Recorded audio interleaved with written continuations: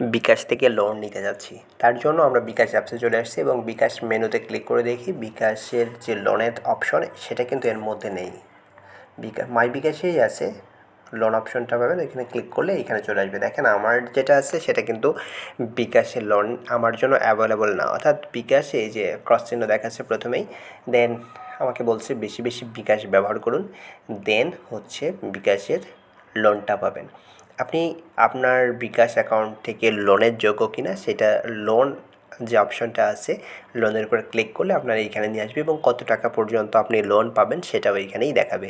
তো আমার অ্যাকাউন্টে পার্সোনাল একটা অ্যাকাউন্ট, এটাতে আমি খুব বেশি যে লেনদেন করি সেটা না, আমার খুব সিম্পল কিছু লেনদেন করা হয় এই অ্যাকাউন্ট থেকে, যার কারণে এই অ্যাকাউন্টে কিন্তু লোনের যোগ্য নয়।